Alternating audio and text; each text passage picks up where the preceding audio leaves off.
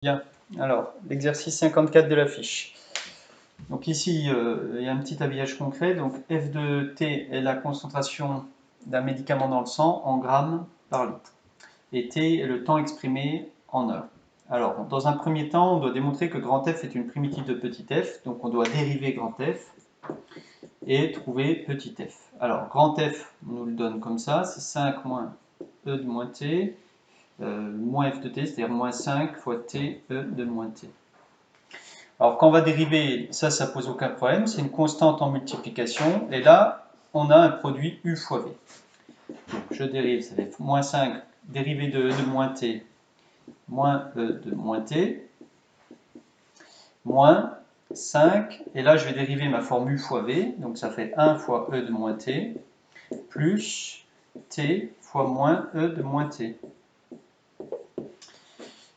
On simplifie les calculs, ça fait e de moins t, moins 5 e de moins t. Là, je vais me retrouver avec plus 5 fois t, e de moins t. Ça s'en va. Et là, on retrouve bien f de t. Donc, on peut conclure que grand F est bien une primitive de petit f. Pas de problème. Ensuite, on vous demande la concentration moyenne pendant la première heure. Donc, on vous demande la valeur moyenne de cette concentration pendant la première heure.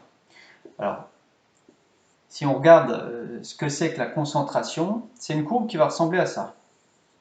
Donc ici, on a un maximum qui va en 1. Et donc, on cherche la valeur moyenne dans un premier temps entre 0 et 1. C'est-à-dire, il faudrait faire la moyenne des valeurs de cette fonction. Mais les valeurs de cette fonction, entre 0 et 1, il y en a une infinité. Alors, on ne peut pas faire la moyenne comme on fait habituellement quand on a une série de quelques notes. Il s'agit d'ajouter une note, de diviser par le nombre de notes. Mais là, ce n'est pas possible, il y a une infinité de valeurs. Et vous savez que la notion de valeur moyenne est possible dans ce cas-là, c'est avec l'intégrale. Et la valeur moyenne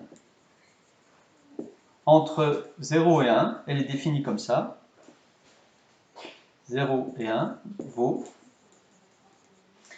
alors on peut l'appeler lambda si on veut, 1 sur la longueur de l'intervalle, donc ici ça fera 1 sur 1, intégrale entre 0 et 1, de f de t dt.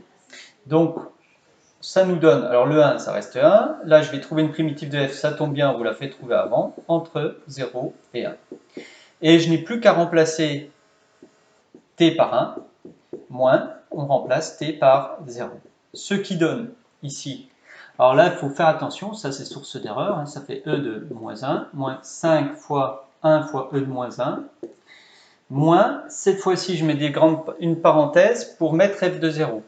Ça fera moins 5 e de 0, et là quand je remplace par 0, ça va faire 0. Donc j'ai que ça dans le moins. Donc ça fait moins 10 e de moins 1, et puis plus 5. Et je crois qu'on trouve, j'avais fait les calculs tout à l'heure, c'est 1,36, je pense. Je vais vérifier. Ça donne 1,32. Alors pour la valeur moyenne entre 0 et 2, c'est exactement pareil.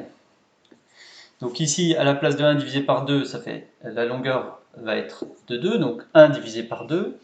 Et on va chercher la valeur moyenne ici, entre 0 et 2. Alors la courbe n'est pas tout à fait exacte, ça ressemble à ça, mais c'est approximatif. Donc entre 0 et 2, voilà. Ici, on va voir moins 5 e de moins 2. Quand je remplace t par 2, là, ça va faire moins 5 fois 2 fois e de moins 2. Donc ça fera moins 10 e de moins 2. Et on remplace t par 0, ça fera toujours la même chose ici. Donc je me retrouve avec moins 15 e de moins 2, moins 5, moins 10, plus 5. Et on trouve environ 1,48. Voilà.